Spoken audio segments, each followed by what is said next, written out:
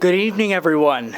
My name is Noah Gould, and I oversee alumni and student programs here at the Acton Institute, and it's my pleasure to welcome you here for this evening event. We're so pleased you're here. We have many different educational institutions represented here in the room, and so I think this is a really wonderful time and place to have this conversation. When we think about a flourishing society, certainly virtue and education are a topic that we can't ignore. So certainly I'm so happy that we're having this conversation tonight.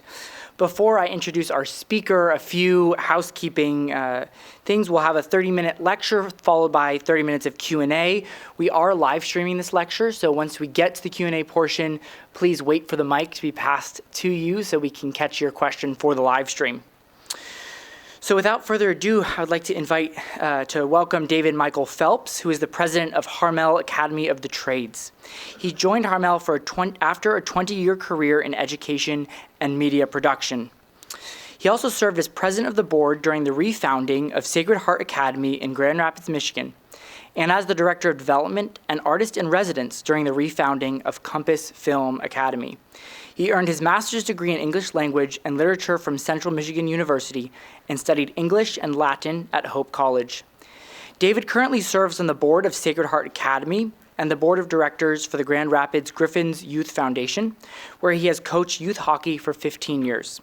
Until his appointment at Harmel, he also served on the founding advisory board.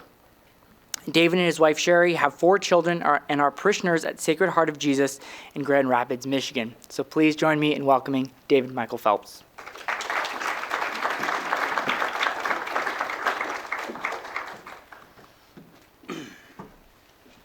Well, thank you everyone. Thanks to everyone. Thanks to the Acton Institute for having me. I did the calculation when I got here this afternoon. It's been 20 years since I was an employee of the Acton Institute, and it's definitely grown and changed, and so I'm happy to be here with friends, and so thanks for everyone for having me. I suppose I'll start with a couple of words about how I came to be where I am today. I have a 2015 Toyota Tacoma, so that's all I got here. So thanks for being here with me and sharing your evening with me. I'm afraid, I apologize in advance. This is going to be a bit of a mess, okay? So let me explain what I mean when I say it's going to be a bit of a mess. The topic we're going to cover tonight, which has something to do with the meaning of work and the skilled trades and the formation of character, that's a very complicated topic. It's going to require a lot more time than we have. So we're only going to be able to cover part of it. And the trouble there is that sometimes when you can only cover the part of something, you end up coming away with a wrong idea of the whole. So that's one reason it's going to be sort of rough. The other reason this is going to be rough is because the story that we're going to tell here involves some degree of mystery in sort of the theological sense, right? Okay, and sometimes if you have unclear ideas or problems, or you can't get a full idea of something, it ends up being sort of like an intellectual problem masquerading as mystery, right? And sometimes charlatans will come along and they'll say unclear things, and they'll pretend that it's very profound. And I really hope that I'm not a charlatan, but there's a risk that that's going to happen tonight. Okay, and the third reason this is going to be a bit of a mess is because we're going to be saying some things about the skilled trades, and those are messy. And I mean those are messy not just sort of in a physical sense, but the skilled trades by their nature, as we'll see later tonight, they involve a type of language that is more multifaceted than the language we're going to be using here tonight. So I'm going to say some words out of my mouth hole, and you're going to go in your ear hole, and we're going to talk with verbal language. But skilled trades is a language too, but it's much more multifaceted and multidimensional. And so what we say here tonight is going to be a little bit like trying to describe a sphere by drawing a circle. Like, we'll get the idea of it, right? But there's so much more to what we're going to say than we can just say in sort of a lecture. So that's another bit of a mess. The reality is the skilled trades is a language, as I say, but the words that are being used in that language are, you can think of them as incarnate words that are written with the body and with our actions, and not simply not simply abstract words. So you are, I'm sorry, you're doomed to listen to a doofus tonight, try to account for this incarnate language and sort of disincarnate words. And so I'm sorry for what's about to happen. If you're Catholic, then you get a little extra time off purgatory for tonight.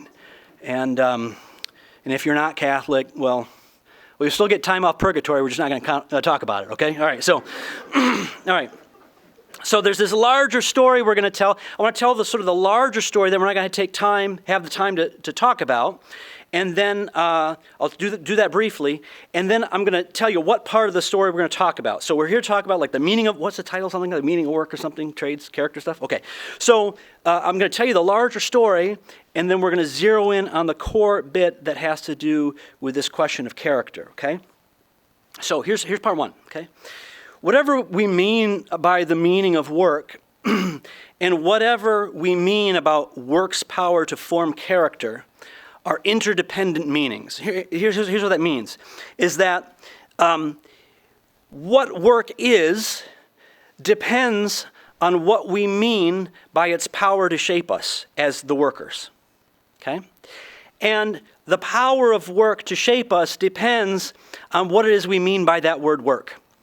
And there are some very obvious, clear, and right meanings to the word work, but then there are some not so obvious meanings. Now, I think that to understand how that goes back and forth between work and character and work interplay, I actually think the skilled trades is a really great lens to sort of examine that question. There's some things that come about when you look through the lens of skilled trades that can reveal some things about work and character that aren't as easy to see in other types of work. So we're going to try to explore that. And that's the bit we're going to spend the most time on, okay? But here's the kicker. There is another part of the story that if all we do is come to an understanding about what work is and how it forms character and how the formation of character understands what work is, right? If that's all we do, then it's going to fall apart. Because whatever the relationship is between work and character, it depends on a more fundamental and, in a sense, a larger story that we're not going to talk about here tonight, but it's very important to our work at Harmel Academy of the Trades. Is the gospel has something to say about these things, okay? And what the gospel has to say about work is, at the end of the day, the thing that not only makes sense of the whole thing, but holds the key, in my opinion, to really helping the coming generation understand, live into, and be inspired by what work actually is, okay? Now, that larger story about how the gospel of work sort of like ties everything up in a bow and fulfills it, I'm not going to have time to go into that tonight, because we've only got 25 minutes, okay? And it's a good hour long to do that one. But if you have questions, you want to talk afterwards, I'd be happy to talk about that. Okay, so everyone good with that? Everyone good with the mess? Okay, look out for the charlatan. Here we go. All right. Now, the question of the meaning of work. This is a question that you hear taken up a lot. And there are lots of sort of answers or ways of describing why work is meaningful. And there's some really great answers. And but I'm going to be honest with you. I find all the answers, almost all the answers I've come across, even ones that come from really good and well-meaning and sort of intelligent Christians, for example, I find them lacking a little bit. It feels like they're missing something. And that's fine. I mean, they're mostly right. They're almost, in my opinion, almost all right. But like G.K. Chesterton said, nothing is so wrong as that which is almost right. And so I think it's really important to not be happy with good answers. We should be looking for the best answer. Okay. Now, I'm not going to say I have that, but I know a guy. And he's got some really great things to say. Now, if we don't get this story right about the meaning of work, okay, if we don't really get the best answer about what work is and why it's meaningful, then there's a whole host of other questions that not only are we going to be ill-prepared to meet, but there actually is a chance that we do damage, right? It's sort of like having a drug as a medicine that's almost the right one, right? I mean, maybe we can take care of some symptoms, right? But maybe the underlying issue will remain unaddressed. Okay, so when I talk about the meaning of work, I'm not talking about the definition of work, although that's, I suppose, important as well. I mean something like the answer to the question, well, what does work even matter? Why does it even matter? And you may say, well, duh, like if you don't work, you don't eat, and, got to eat, and got to pay for my kids' braces. There's all sorts of good, practical, obvious things about why work is meaningful. Yeah, but why? Why does it have to be that way? Why work, right? And, certain people of certain political persuasions are like, boy, we just love to have it all without the work, right? Why do we have to have it at all? Why can't we just, have things provided and whatever? And we can all, I think, rightly say like, oh, that's silly because, you got to eat, okay? But even in that question, right, we have to take that question seriously. We can't simply be happy with the pragmatic or the immediate or obvious answers. And one of the reasons we can't be happy with that is because the coming generation of workers are not happy with it. Young men in particular, at Harmel Academy of the Trades, it's a men's school, right? So I'm going to say men and dudes a lot, okay? I'm not trying to be exclusionary. It's just my world, okay? But this is actually something that's of concern with young men in particular. Right? Young men aren't going to work. It's not that they don't have opportunity to work. They have tons of it. It's not that there aren't educational programs for them to be trained in work. There's tons of it. It's not like there aren't, especially here in Michigan, like vast amounts of state-funded dollars in order to say, well, if we just throw enough money at it, then it's going to work. No, they're not going to work because they're asking questions like, well, what does it matter? What does anything matter? Okay? And if we're not willing to take their question seriously on some level, if our response is going to be just like, oh, you just got to learn how to muscle it out, right? Because how are you going to pay for your car? How are you going to pay for kids' braces? How are you going to pay for food? If we don't take the question seriously, they're still not going to show up for work. They're just not going to. The reality is that there's a much deeper crisis than what we see is the crisis of the skilled trades, right? You probably know some of the statistics. If not, Google it or grok it. You'll find all you want. One of the simplest ones is one that Mike Rowe talks about a lot, that for every 5 skilled tradesmen in this country that are retiring, they're being replaced by 2, okay? It's a huge problem in every sector, like huge. It's an existential problem. It's a civic problem. It's a political problem, right? And a lot of times what they'll say is like, well, part of the problem is the guys don't have enough character. And there is a character crisis with young workers. There absolutely is. Young men that don't know that, you got to show up on time. Or, that you got to go every day. Or you got to do what you said you were going to do. Like basic questions like this.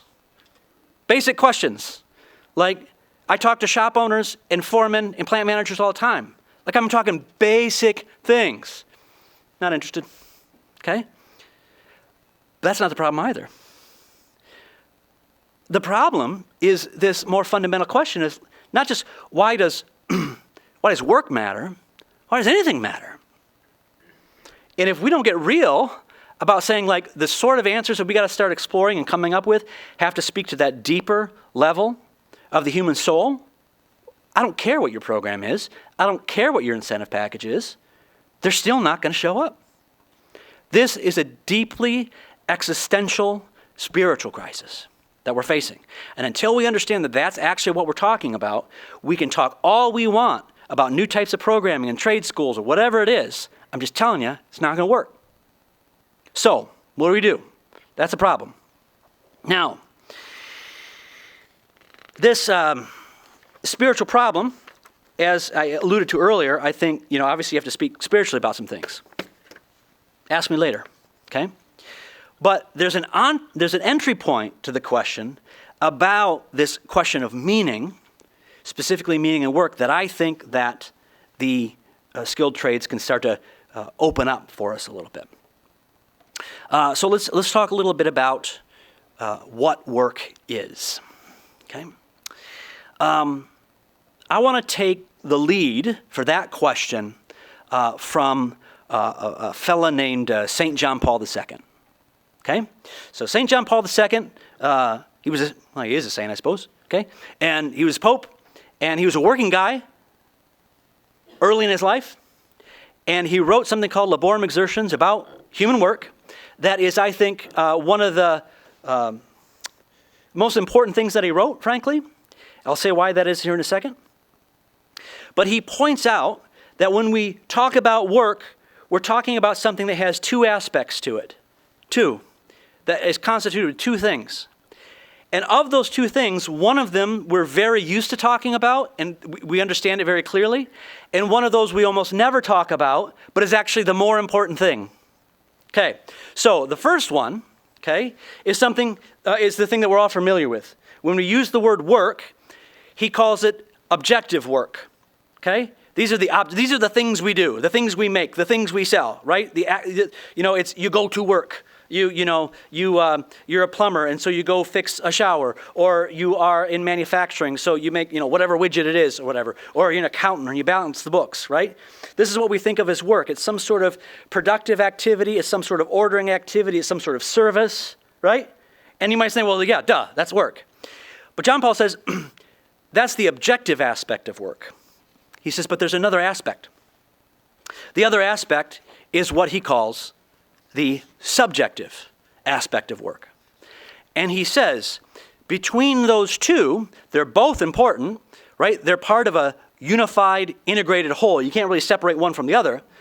But he says, of the two aspects, the subjective is more important because it's more primary. So what is subjective work?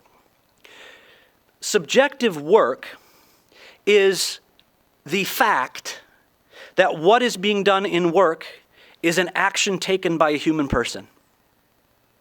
Work is an act of the human person. Right? And you might say, like, wow, yeah, I guess it would take a philosopher to come up with something that obvious, right? Okay? But it's really important what he means. So we're going to hang out on it for a second.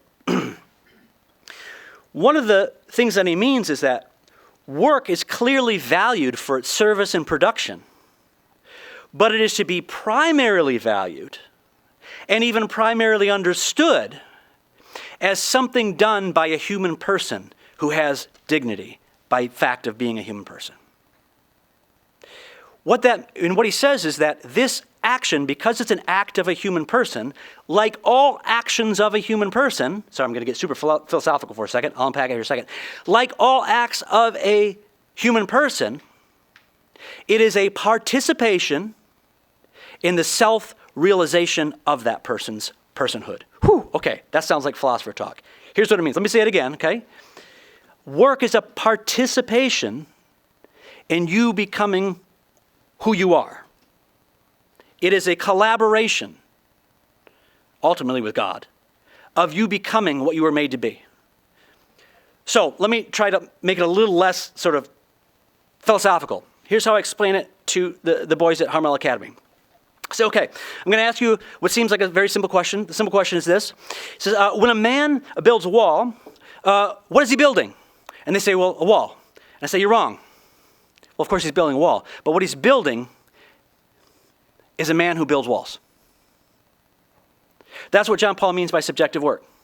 The thing that's being built is a man who is more skilled, right? A man who has created more. And because he has created more, he has become more. Now, I don't want to hang out on that point too long, but it's important that we understand that the formation of our personhood through our work, according to John Paul, that's what we're doing when we work. This isn't to put this at odds with objective work, the services we render, the products we make, all of those super important things. All John Paul is saying is that subjective nature of work is the part that holds the key, and he calls it the key to the social question. Here's what he means. He says, if you want to understand social problems, if you want to have something to do about those social problems, he says work is the key to understanding that. And the aspect of work that you have to understand is that when we work, we aren't simply in some removed way providing service to others, as important as that is. That's not merely what we're doing. We are also participating in becoming what we were made to be. Now, the skilled trades actually can show us a little something about how it is that our work can help us understand that we're becoming more as persons. Now, all work can do this, but in a way you can kind of see it a little more clearly in like the work of a skilled tradesman. Okay, so just real quick, by skilled trades, just quick definition, okay? It's a dirty one. But what I mean by that is that it's a sort of work that requires proximity. I have to be close to it, right? I can't unclog a toilet over Zoom, okay? It's really hard. Don't ask me how I know. Okay, so I have to be physically proximate, present. And I have to be present with my body. Now, all work technically involves your body, right? So accountants use their bodies too. But the difference with skilled trades is that it's my body that I'm using as a point of agency to bring reality in the world. Bringing order to the reality of the world, right? So something is changing in the physical world, and it's my body that I'm using to put it into order, okay? So what is it the skilled trades can teach us about how our character is formed and how we become more? The first thing is that the skilled trades, this sort of work, requires what I'll call an attention of vulnerability, okay? If you're a welder or a machinist or you're working on a lathe or something, you better be paying attention. Because if you're not paying attention, you could hurt yourself, you could kill yourself, you could hurt or kill someone else, right? There's literal skin in the game with this sort of work. And you better be an attentive person. This type of attention makes you aware that you have limits. Like, your body bumps up against reality, and guess what? Reality punches back. And that type of habit of being in that space where I continually have to pay attention to reality and my own limits with regard to reality, and I have to respect reality and the laws of reality. I don't get to make them up. I don't get to decide that gravity doesn't count today just because I dropped the anvil on my foot. Right? What this does is it creates inside of that worker a habit, a disposition to the world of attentiveness and respectfulness and frankly, humility. It's very hard to be a narcissist when you're stupid enough to put a chisel in the meat of your hand. Again, don't ask me how I know that. Now, I said it's very hard to be a narcissist. I didn't say it's impossible. Okay, so, all right. So this attention of vulnerability that we have as tradespeople, right, is something that gives us what I call sensible intelligence. Tradesmen tend to be very commonsensical people, just generally, not all of them, but mostly, right? And I think it's because they're sensible in the full sense of that term. Is that at Harmel, we define intelligence, that word intelligence, we define it as the ability to read reality. And the way that tradesmen read reality is with their bodies. Not with their minds too, but also with their bodies, with their senses. And like we were just saying, that when you are continually running up against how reality works, and say, for example, the laws of physics, right? Then you become accustomed to reading the world in a way that is very sensible in the common sense. Now, because a tradesman is accustomed to being vulnerable to the world, attending to the world in a vulnerable place, I can be wounded, right? I'm not the end-all, be-all. And because they have this sort of sensible reason about themselves, what they tend to do, whether or not they know this is happening, is they tend to engage with reality in a type of cooperative way. This is how they tend to engage reality. In a cooperative way. I push on reality a little bit, it pushes back at me, right? And in other words, reality is not something to necessarily oppose, although sometimes, sometimes you really gotta fight to get the bolt out or something, right? But the way that I engage with reality is something more like a dance. It has its requirements, I have my desires, we move together. And as a result, this making or this fixing or this serving that I'm doing in the physical world, there's not only a type of rightness that you can experience about it. There's something right with reality because it obeys certain laws. It's predictable, right? It's natural. But there's also a sense in which when I do work with this reality and it starts to respond to me, I start to recognize myself in my work. You probably know the sort of thing. if you've done any sort of this work, or if you know people that do this sort of work, which is to say, you can recognize a man by the quality of his work. There's something of the man in the work. You can sort of see the mark of the craftsman in the craft. And what happens is that this reciprocal relationship that comes with reality makes it all feel a little personal. If you can probably imagine the sort of thing I'm saying if you haven't experienced it yourself, but a craftsman, someone who's really, really good, right, will sometimes get a little grumpy if other people don't respect the level of work and craft that's there. In other words, you might say they kind of take it personally. And in fact, if they themselves don't live up to their own standards, they kind of take it personally, right? So what this does is this vulnerable attention of this sensible intelligence leads to a type of personal reason. Like it's personal to me. My work is personal to me, right? It's not just this thing that I do over there that's separate from me. It somehow involves my person. The world is affected by my person, and my person is affected by the world. There's a relationship that's been created between me and reality. Now,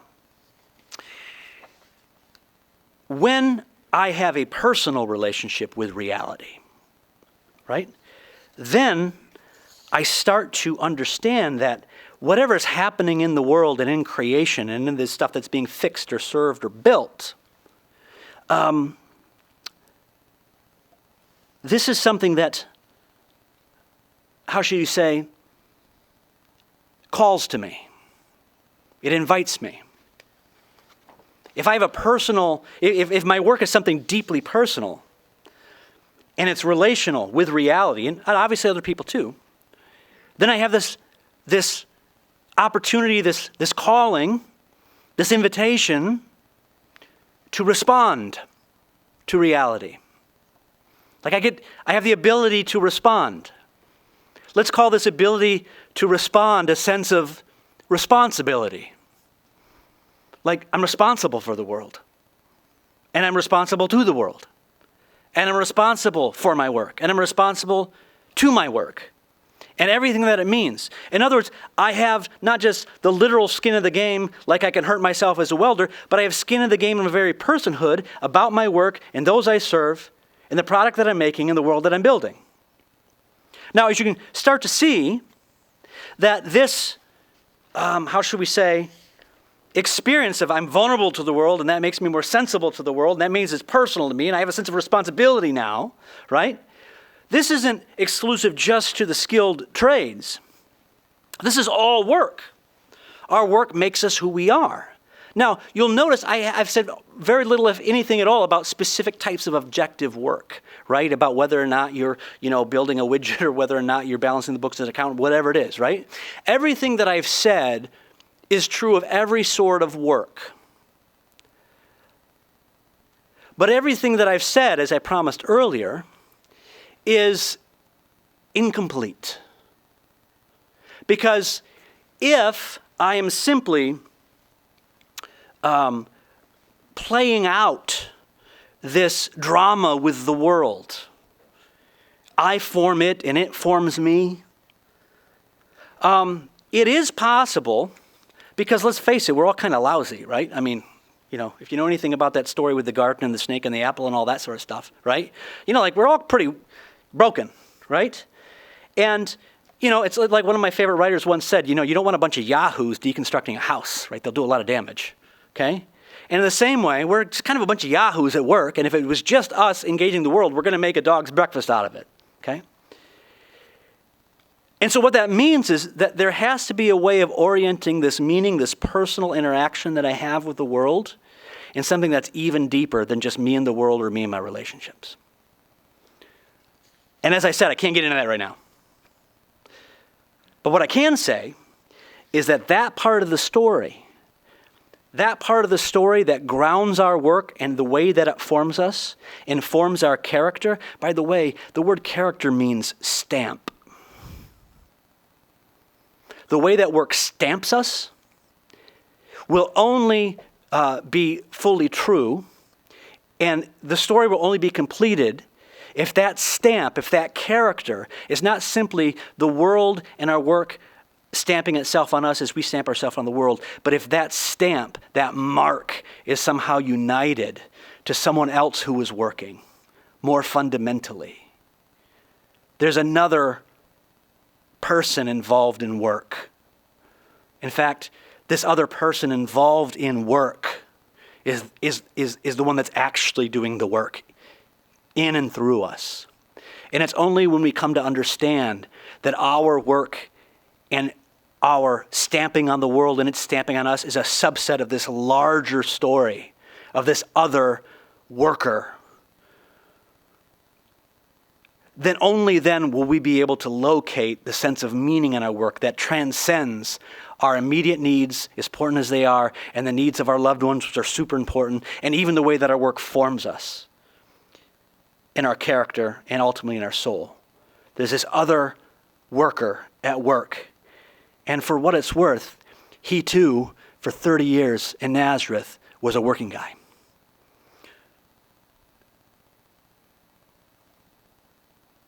So that's part one. Part two, no, I'm kidding. Okay, so I'm done. Okay, so I think we're going to do questions or something, right? So I'd be happy to take questions or for you to shout at me. Go ahead and raise your hand and we'll walk around and bring the mic to you. Thank you.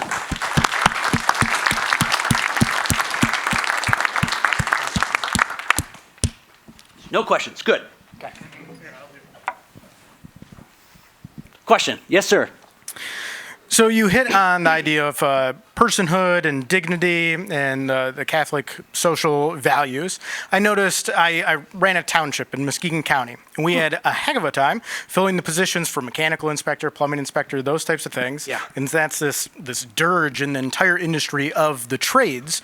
But also it seems that the state is making it harder to get certified to become those inspectors. How about so it that? seems like the idea of subsidiarity applies as well. I noticed you didn't hit on that Catholic social teaching, and it obviously applies in your field. I would, for a mess of a presentation, this was a beautiful presentation, and I would like to know your thoughts on that. So are we talking about, do you want me here at the Acton Institute to opine on what happens when the state gets involved with these things? I'd be happy to, but I can also point you to everything else. Okay. Anything actionable? Actionable. Yeah, okay, so a couple things. First of all, there's so much to this question of work and Catholic social. I mean, there's so many rooms in this mansion, right? So you mentioned subsidiarity as an important one. But practically, what does this mean for us? Well, okay, I got good news and I got bad news. Okay, what do you want first? Bad news it is. Okay. So the bad news is that we didn't get into this mess overnight. And we're not getting out of it overnight. And there are probably rougher days to come. I think that's just buckle up, okay? We're not just going to be able to flip a switch and all of a sudden everyone is going to be skilled and we're going to have everything we need and the state's going to say like, oh, it's great, I guess we're going to cut our budget. All right? That was a joke, the state cutting the budget. Okay, so so that's bad news, okay? But here's the good news, right? The good news is that we each have a type of responsibility, right? So to the extent that we say, well, what's the problem? What's the solution to this big crisis across the country or this big crisis across the state or this big crisis across Muskegon County, right? That's really not the answer that the question we should all be asking ourselves. The question is, where I am, when I am I working with the one who's working? Because one of the things we tell our guy, and again, now I'm getting to the preachy part, right? The religious part. But this is the best I got for you, man, which is this. Like, we're not the ones that are going to fix the mess, right? Divine Providence is doing his thing. And the question we got to ask ourselves is whether or not we got our eyes on the prize. And the prize is not the big political solution. The prize is, am I doing what the good Lord has asked me to do right now? And in a sense, that is, I think that, in a sense, maybe the truest form of subsidiarity, right? Is what's the Lord doing right now and what are you called to do right now? Not with the big problem, but what can you do? Boy, is that a cop-out answer? God's always giving us those cop-out answers, right? Okay. It's a good cliche. Yeah, good. That's right. Dr. Pastana. Hi, David, Michael. Thank you. Two questions. The way you've set it up, it seems as though the skilled worker is on his or her own, repairing or constructing the whatever. But don't most skilled workers work with other skilled workers? And how does that play into all these issues of responsibility and imprint? And then maybe the second part of that is the way things are working now, it's not many skilled workers are self-employed and have their own company. Yeah. They're working for some business, and the business is imposing constraints on what they do. How does that that's play good. into all this? So to answer the first question, the way I begin to answer, I'm not going to give a full one, but I think there's a path. Is in the same way, not only are some interesting things that there are some interesting things that being learned about, like who we actually are as human persons, that are kind of easier to see for skilled trades. I think there are also some things that are easy to see about how we work in common, that again aren't unique to the skilled trades, but in some ways they're easier to see. Okay, so one of my favorite examples of this, and I hesitate to bring it up because otherwise I'm going to talk for 3 hours, but is the film Ford versus Ferrari. It's a brilliant reflection on what I call a community of creative collaboration. Another word for a community of creative collaboration is business. Right? That's what a business is. It's a community of creative collaboration. And there are certain things that you can see as guys are trying to build, the GT40, for example, that come to the forefront a little bit more. And so I think there's a whole room of the mansion, so to speak, like we said before, to answer that corporate question. The second part of your question, though, was, remind me? About skilled workers working for... for themselves or companies. Yeah.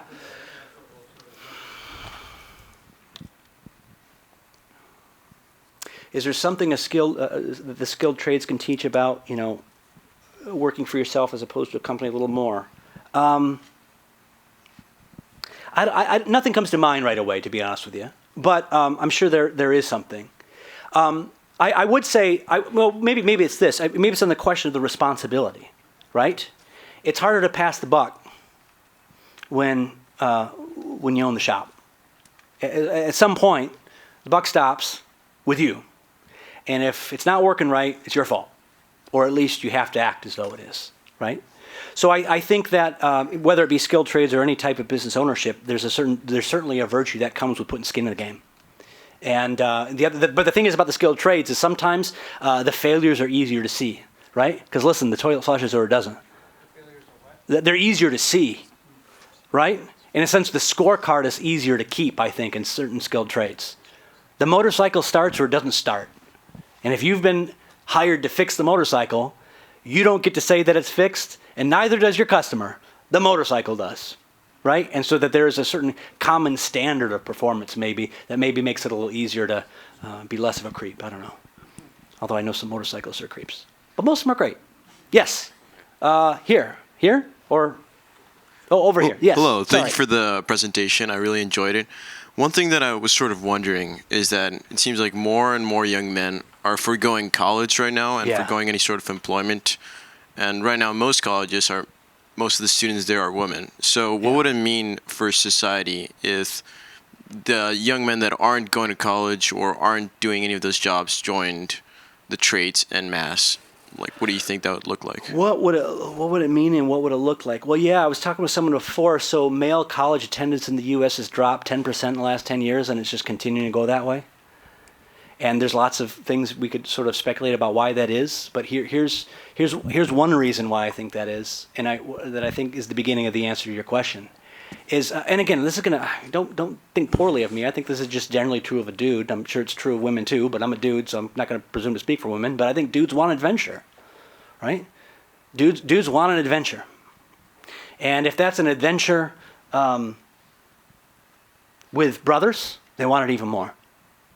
So my hope, I can just say what I've seen at Harmel Academy. I mean, we're entering our 6th year. And I was telling someone before, we've barely, if any, marketed at all.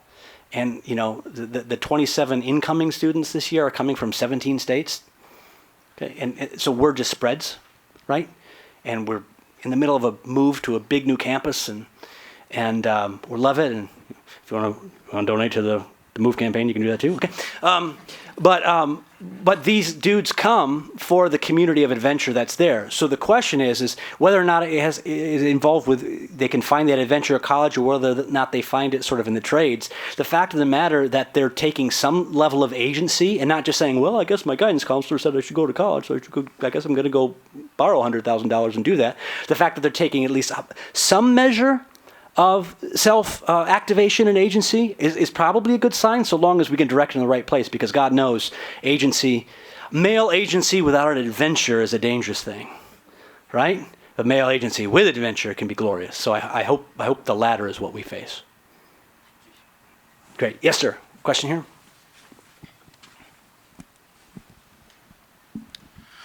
So actually following up on that, with higher education becoming less attractive to men overall because of the numbers that we've been seeing. And that's causing a problem for higher education, for institutions, colleges. There was just another one on the east side of the state that's closing down, a Catholic one. And especially for private colleges, four-year colleges that are struggling. How might these higher institutions be able to, what might they be able to learn from the skilled trades? How might they be able to actually utilize them in order to help the higher academy survive this time and then grow and develop? Yeah, good question. How long you got? So I would say this. I found myself in the last 6 years having this conversation a lot. And one thing I can say is that if a college wants to get in the skilled trades game because they think it's going to be the salvation to their enrollment problem, that's exactly the wrong reason to do it, because it's not. It's going to be round pegs and square holes. So that's the bad news, okay? The badder news is that I've got my own little theories on this that probably I shouldn't say because they'll get me into trouble here, but I would say that I think the higher ed crisis, that's another crisis, I think that tumor is spread more than those colleges realize. I think this has been a problem it was kind of revealed by COVID, but it's been there for a while, and I think it's much deeper. And I don't think that some tweaks to the programming are going to change. I think we're facing a cultural revolution. And how can it be otherwise? Not to get too deeply into it, but as an example of the sort of thing I mean, if you view higher education, it's certainly more than this, but if you were to view higher education as a means of conveying information, it's clearly so much more than that, okay? But let's just say that you were to have that understanding about what higher education was. Well, there's this new thing called the internet, and it's really efficient, right? It's super efficient way. Now, clearly, higher ed is about more than just that. I certainly wouldn't reduce it. But I will say that at least part of the models of education, part of the technologies of education, because frankly, a college is a type of a technology. And the sorts of things that technology were designed to meet are problems we don't have anymore. And so I think there are much larger questions about higher ed generally. But as far as when it comes to what they might learn by looking at the skilled trades, well, one of them is, I think they need to start asking themselves the question is, are we just forming heads? Or are we forming complete human persons, integrated mind, soul, and body? And the body is the one that's the hardest. One of my favorite thinkers on this point, the late, great Sir Ken Robinson, gave a talk 25 years ago where he said that educators think that schools are there to basically educate the head. And if you ever talk to professional educational administrators, their bodies are alien to them. They think their bodies are a way of getting their heads to meetings. They just have a disembodied understanding of the world. And so I would say, if you're a college, and if you're not examining how you're forming a whole integrated person, that's their mind, yes, that's their soul, yes, but it's also their bodies, then you're missing something about what the enterprise of education should be, which is the formation of the human person. That's not a very good answer, but maybe it's a start. Over here and then over here. Thank you for the talk. My question is, can you give us some information about how you draw in these young men and teach them how to read reality and who succeeds there and just what that history's been? So when you say, I'm sorry, I want to clarify. So when you say draw them in, do you mean like where do they come from, or like how do you get them engaged? How do you get them through the process of wanting to be there and then, engaging and reading reality? Yeah, so a quick word on that. Like I said, like we just hired a recruiter last week. I guess that's something we should probably do. But so far, I'll tell you what the secret is, okay? I'm going to tell you the secret if you're in enrollment in colleges. Here's the thing. Make friends with homeschooling moms, right? Because, man, word spreads. I don't know how, but they got like secret networks or something, okay? There's like a chat room online somewhere where they all get together and talk about stuff, okay? 19 out of 20 guys that come to us. How do you hear about us? My mom. Yep, okay. The thing I will say is that the guys that come to us tend to already have a sense that something wasn't locking in for them. They're incredibly intelligent men, right? But very often it's the sort of thing where they say, like, listen, like, okay, like a lot of them are like classically educated even, right? Okay, and they're like, yeah, I love Homer and I spend a lot of Latin and I really like history, but if I have to sit in a room for 8 hours, I'm going to stick this screwdriver through my eye, right? And they have this sense that they have this manual genius already, right? And sometimes we say they're on ADHD and we give them cocaine, right? Because that's a thing. Or what you could do is say, why don't we go outside and tear the engine apart? And you don't have to ask them twice. Oh, yeah, okay? Now, if you can marry that manual genius and energy to an integrated vision of the human person, right? Both spiritually and intellectually, like there's a whole momentum shift that you can take with them. And they show up and man, they do great. I'm going to tell you, I've taught in the humanities in one form for 25 years. The best students I've ever had are these gearheads. There's lots of reasons for that, but one of them is because if you live this way with reality, you have very, very little tolerance for BS. And there are entire courses you can skip, right? Oh, it's great, okay? Does that sort of answer the question? Very good. I love that question. Yes, sir. Yeah, you mentioned the idea of the wall versus the man. Oh, sorry. Is it not on? Did I do it wrong? I can just talk loud enough. Sure, and I'll repeat your question. How's that? Sounds good. You talked about the idea of the wall versus the man building the wall. Yeah. And I hear and I see a lot of aimlessness amongst people my age and younger. Yeah. I don't know what I want to do, or I'm doing something and it just doesn't feel right Yeah. somehow. So I'm wondering, how do we convey this idea without, if you don't have a half hour to give a delightful talk like you gave tonight, if you just have a quick moment or a minute or with somebody, how do we convey this idea that the work is about building the man building the wall instead of just building the wall? Yeah, so the question is like for someone who has an aimlessness about them, let me see if I got this right, okay? If you're dealing with someone who has an aimlessness about them or they don't really understand the adventure of work, how do you quickly convey to them that there is this adventure of becoming more themselves? Is that a good summary? I think it's great. You know what you do? Here's one thing you can do. You do what we do with our guys. You build go-karts that have paintball guns attached to them, and then you duct tape balloons to them, and you play Mario Kart for real.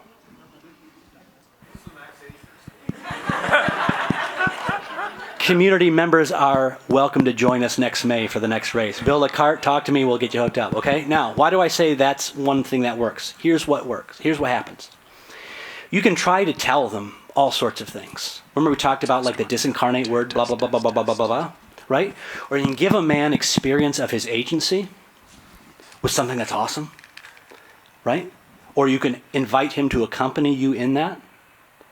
And as he experiences new competence, he discovers new confidence. This is one of the most beautiful things I see with our guys.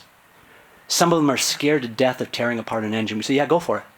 I don't know. Yeah, Well, I might break it. Yeah, you're probably going to break it. It's okay to fail. But when they experience themselves, it's okay to fail, and they experience the competence that I can deal with failure, then they will experience in themselves the fact that they are becoming more. And this is, in a sense, the true version of, hey man, go to work. Okay? But if we just mean, tough it out, because that's what I had to do, that's not going to appeal to them. But if you just get to work, or you invite him to go to work, and you shoot him with paintballs, right? And he realizes how awesome it is to build and make things, then he will come to an understanding of how awesome it is to be a man who builds and makes things. Other questions over here? Yes, here. My question is, how would you deal with the idea of being somebody that wants to raise a family and get a decent salary and feed their kids, but at the same time trying to pursue a professional career, agreeing with this work reality that you were explaining just right now? So how am I going to balance the question? How am I going to balance this idea that I've got the practical needs of raising the family and providing for those I love, but then also have this sort of professional calling, correct? How do I balance those things? Well, listen, we can say all these sort of pretty things that we're saying tonight. Like, wasn't this fun? Yay, we said some things and we hope they're true, okay? But at the end of the day, I got to go home tonight, right? And I got kids, right? I got a lawn to mow. All this, I think my wife may be watching. I mow the lawn, okay? And, right?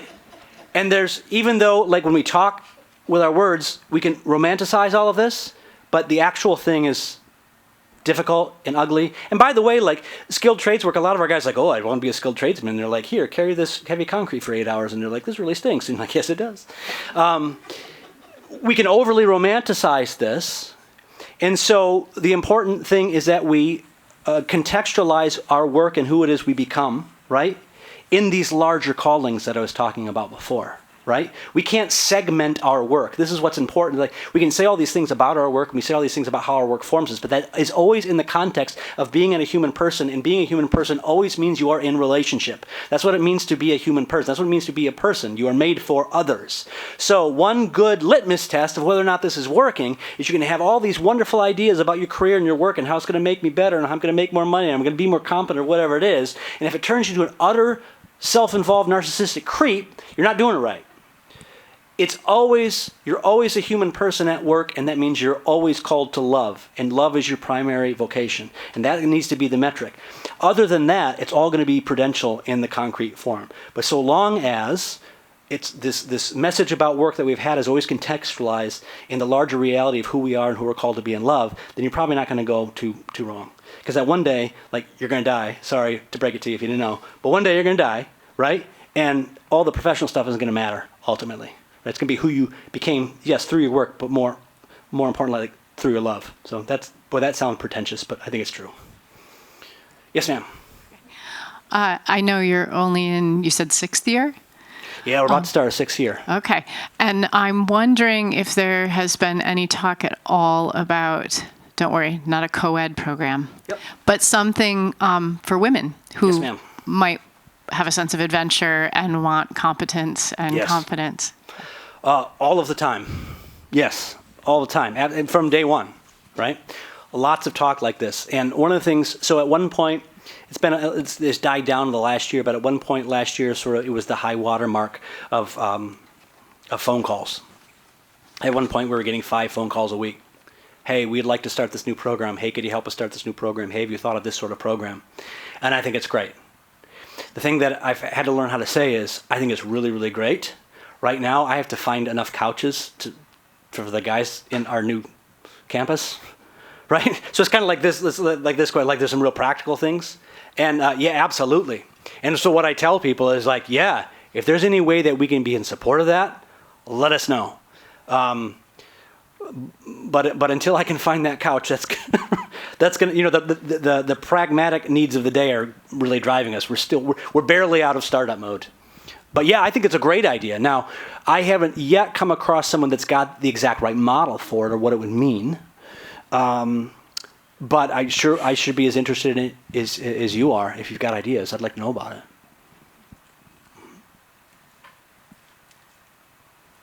Okay. Oh, right here, and then is this the last one? We got 3 minutes remaining. We have 5. 5 minutes remaining. I don't have glasses on, so okay. 5 minutes remaining. Hi, great talk. I find in a lot of Catholic circles, there's this almost cult around classical education. Like, you know you're a good Catholic parent if all of your kids have master's degrees in philosophy and know Aquinas by memory in the Latin.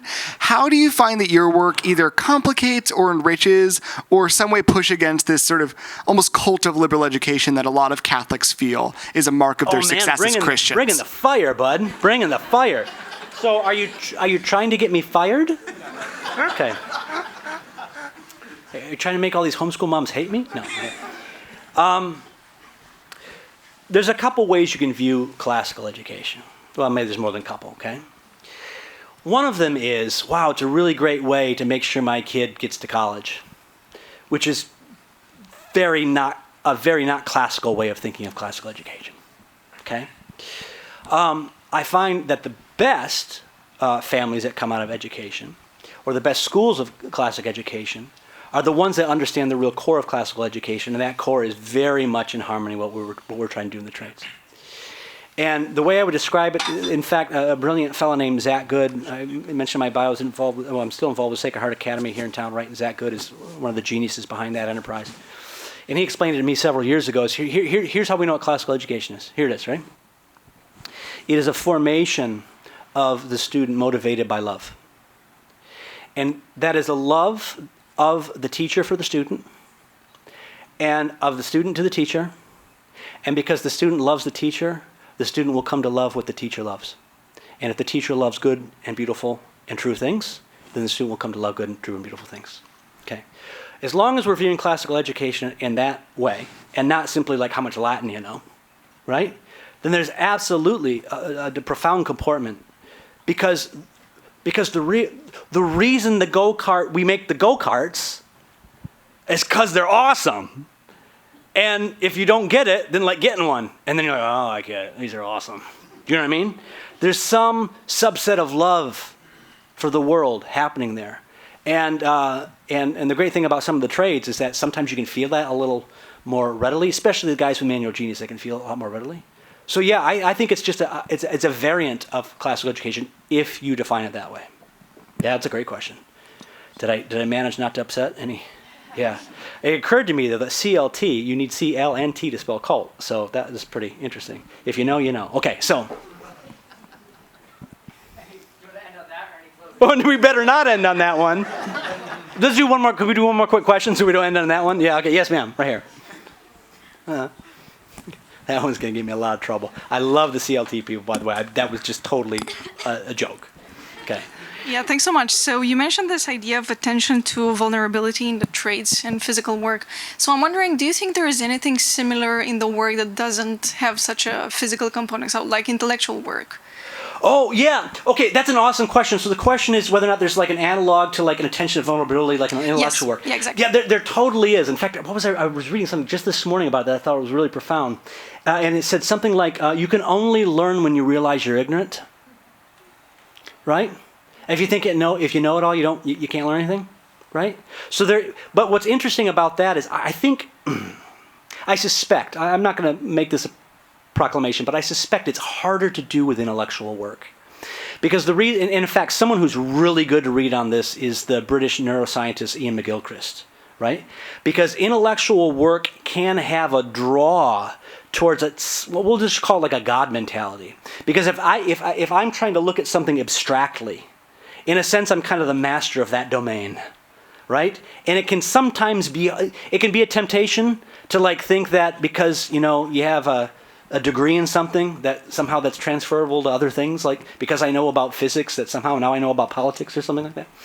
I would say it's harder to do with intellectual work because intellectual work is kind of abstractly self-contained, right? And it's easier to buy your own BS, so to speak.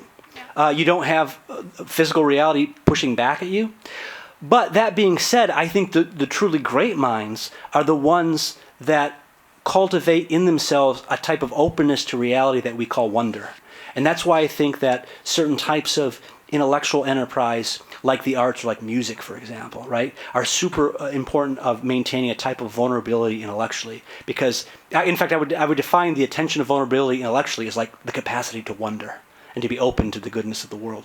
So I suppose maybe that's an analog. Wow, what a good question. Yeah, good. Thank you. Good. Is that good? That was better than the joke. All right. Thank you, everyone.